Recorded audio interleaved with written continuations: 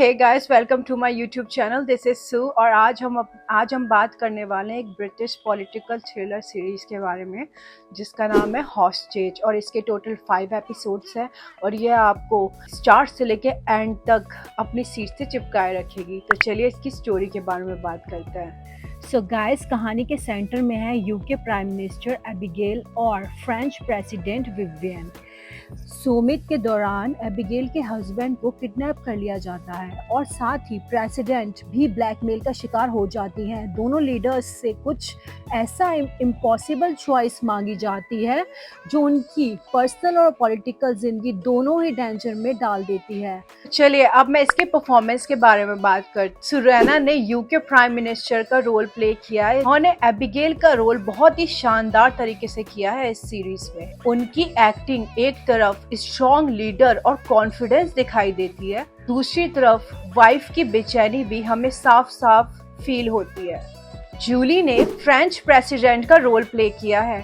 उन्होंने अपना role dignified, powerful और इमोशन के साथ इन स्क्रीन पे पोर्ट्रे किया है। इन दोनों के बीच की जो केमिस्ट्री और टेंशन है वो हमें देखने में बहुत अच्छा लगता है। इन दोनों के बीच की केमिस्ट्री और टेंशन ही इस पूरी सीरीज की हाईलाइट है।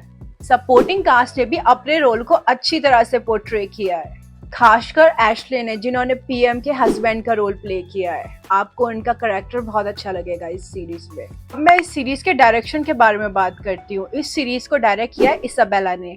उन्होंने हर एपिसोड में सस्पेंस बना के रखा है। लंदन और फ्रांस के जो लोकेशन है बहुत ही ज्यादा एंगेजिंग तरीके से दिखाए गए हैं और साउंड डिजाइन भी कहानी के मूड को बहुत अच्छी तरह से मैच करता है, टेंशन बिल्ड करता है और ऑडियंस को स्टोरी के साथ बांध के रखता है। कभी कभी ओवर ड्रामेटिक भी लगता है म्यूजिक, पर मोस्टली सीन्स में स्टोरी के साथ मैच कर जाता है। चलिए अब मैं इस सीरीज की अच्छी चीजों के बारे में बात करती हूँ। सिर्फ 5 एपिसोड के साथ इस स्टोरी की कहानी बहुत ही ज्यादा टाइट रखी गई है।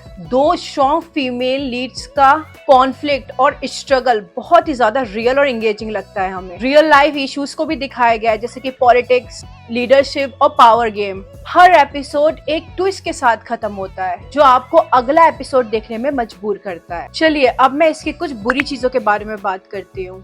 कुछ सीन थोड़े बहुत अनरियलिस्टिक भी लगते हैं, जैसे हाई सिक्योरिटी में इजीली एंटर कर जाना, और जो पॉलिटिकल इशू है उसे ज्यादा डेप्थ के साथ एक्सप्लेन नहीं किया गया है। कई जगहों पे उन्हें सिर्फ सरफेस लेवल तक ही रख के छोड़ दिया गया है। तो चलिए अब मैं अपने फाइनल वर्कडेट के बारे में बात करती हूँ। ये सीरीज एंटरटेनिंग है और इस सीरीज का पेस भी बहुत ज्यादा फास्ट है। अगर आपको फास्ट थ्रिलर देखना पसंद है तो आप इसे ट्राई कर सकते हो। परफॉर्मेंस सबकी टॉप क्लास है, बट कहीं कहीं पे लगता है थोड़ी और डेप्थ होती तो शायद और अच्छी बन सकती थी ये सीरीज। तो अगर मैं इसकी रेटिंग के बारे में बात करूं, मैं इस सीरीज को दूंगी 7 out of 10 for the fast pace thriller series. अगर मैं बोलूं आप इसे अपनी फैमिली के साथ देख सकते हो तो हाँ, आप इस सीरीज को अपनी फैमिली के साथ देख सकते हो। ऐसा कोई डायरेक्ट न्यूडिटी और सेक्सुअल सीन्स नहीं है। कुछ वायलेंस, किडनैपिंग, ब्लैकमेलिंग, ये सारी चीजें दिखाई गई हैं। तो ये आप डिसाइड करो आपको फैमिली के साथ देखना है कि नहीं देखना। So that's it. ये मेरा फुल रिव्यू था हॉस्टेज को लेके। आपने इस सीरीज को देखा है तो आप मुझे बता सकते हो आपका क्या एक्सपीरियंस था।